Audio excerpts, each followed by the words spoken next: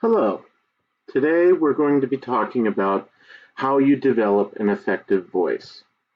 In theater, this is one of the most basic things that we will be talking about, one of those building blocks that really then allow us to talk more in depth about creating character and doing speeches and monologues and things that we're going to get into later in the semester. But like I said, the basic building block is just looking at your voice and learning the different vocabulary terms and aspects of how you use your voice. So what does effective mean?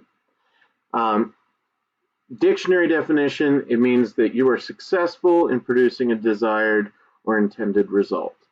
So when it comes to the voice, it means that you are using your voice in a way that is effective, meaning that it is able to be heard by the audience and communicate whatever emotion your character is trying to portray. Okay? Most basic use of the voice, communication. All right, and this is one of those transferable skills that you're going to have that you'll learn here in theater, but are really applicable to any class where you need to do any kind of public speaking. It really depends on your relaxation, your breathing, and your posture. Those are your three, main things that you want to look at as you are getting ready to perform, so to speak. There is a very close relationship between your voice, your emotions, and the way you hold your body. And right now we're talking about voice. The next step is to talk about physicality in the body. But they're all connected because the way you hold your body actually affects the way your voice is produced. Effort should be spent on creating a well-controlled body and a confident, healthy attitude. Okay? You don't want to strain. This shouldn't be painful, literally or figuratively, whenever you are presenting and whenever you are trying to project and communicate. Your voice is produced by passing air from your lungs over your vocal folds. It's important that you understand how the voice is produced because if you understand that, you know whenever you are doing it the right way and whenever you are possibly hurting yourself.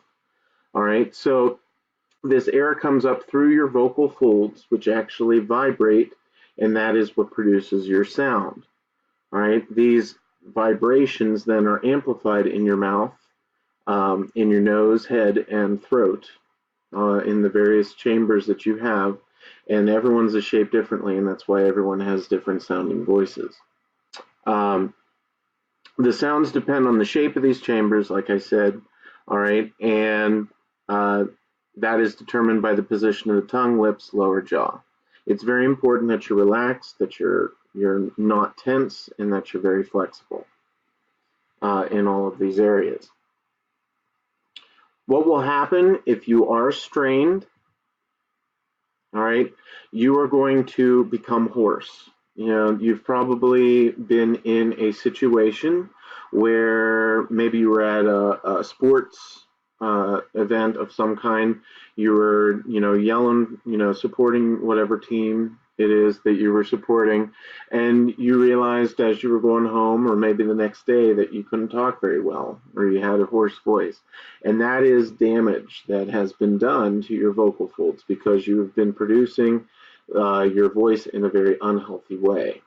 You've been actually pushing too much volume. You've been making those vocal folds work a little too hard, and they actually become sore and swell up, and they become unable to work like they should.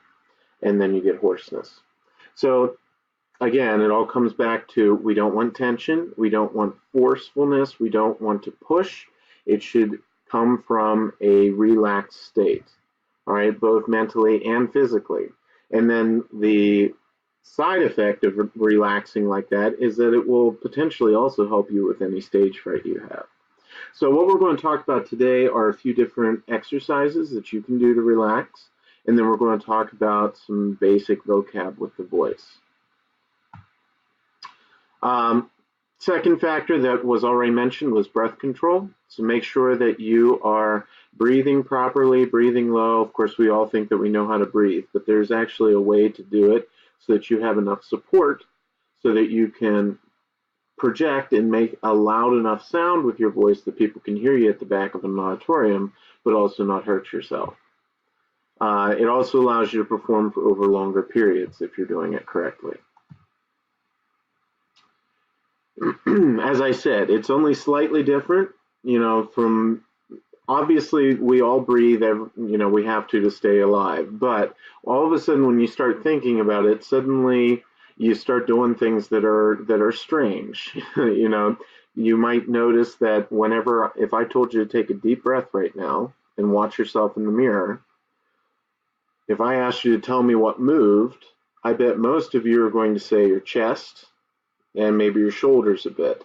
And that's actually not where you should see the most movement.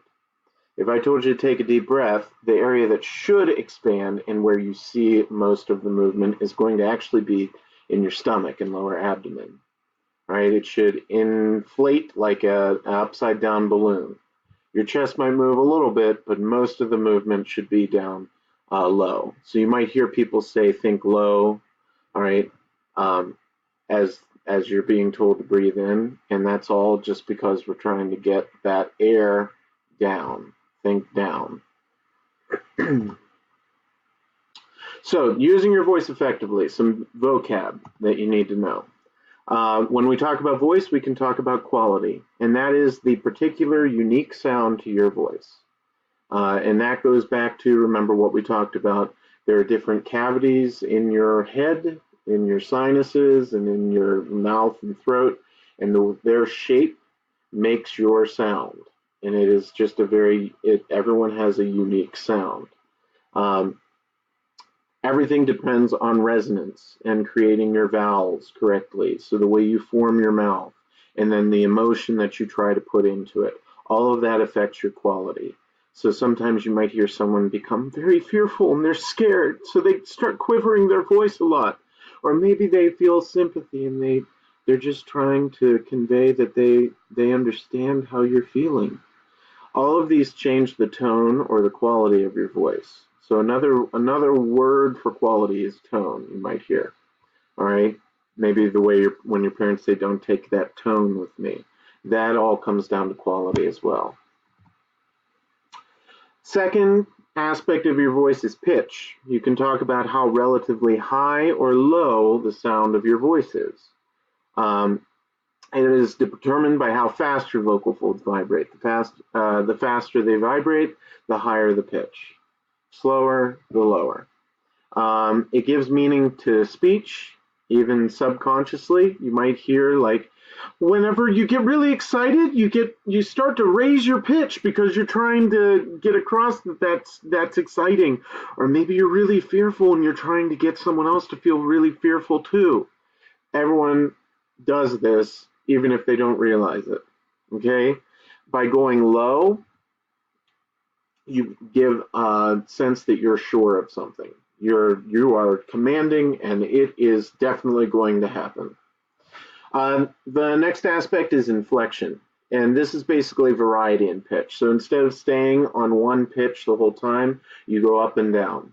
It keeps your lines interesting, and it makes certain words pop out. So maybe you want to emphasize a certain word in a sentence. Okay?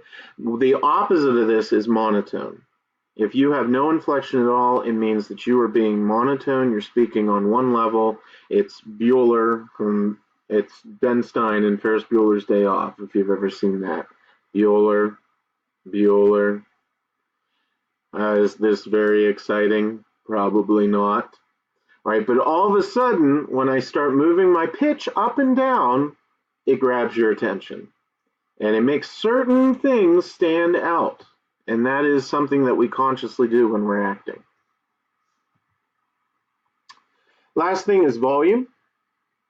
And that comes down to the strength, force, or intensity with which you make your sound. All right, it's not just loudness. It can also be whenever you say something really impactfully.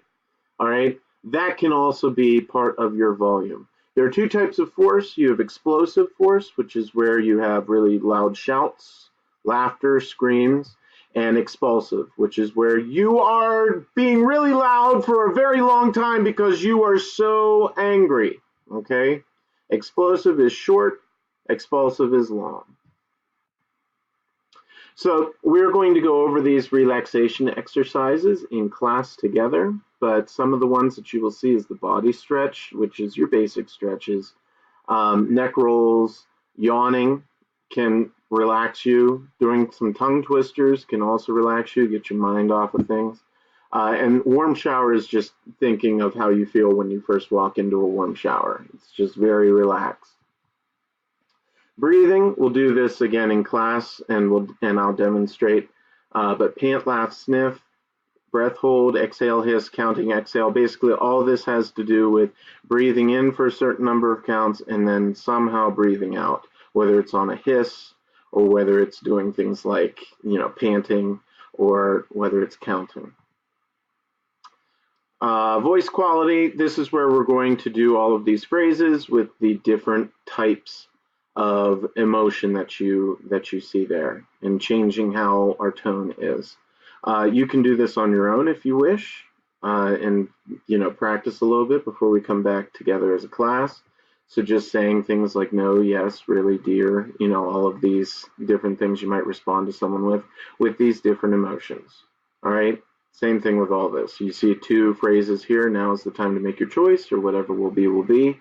You can do it as any of those different characters, and think about how you change your quality to do that.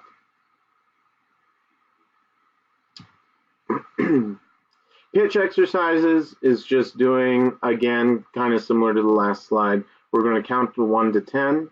We'll start 1 as our lowest pitch and then go to the very top pitch that we can do is number 10. Nursery rhyme, if you know any of those nursery rhymes, you can do that in those different, again, types of characters. And think about this time with pitch, what you might change for these different types of characters. And last thing, volume exercises. Alphabet, we'll pick, like on the vowels, we will emphasize those and make them louder. So you can think how you would do that with that kind of explosive force. And then we'll talk about expulsive force, where you might say, I'm going home, and then you have those 3 situations. You have a friend sitting next to you, someone across the room, versus someone that's all the way far away at the back of an auditorium. And with inflection, emphasizing different words. So we might inflect on certain words in these phrases. So again, you can take a look at these. You can pause the video, practice some of these on your own, and then we will be doing these together as a class when we meet. All right, thank you, and I will see you tomorrow.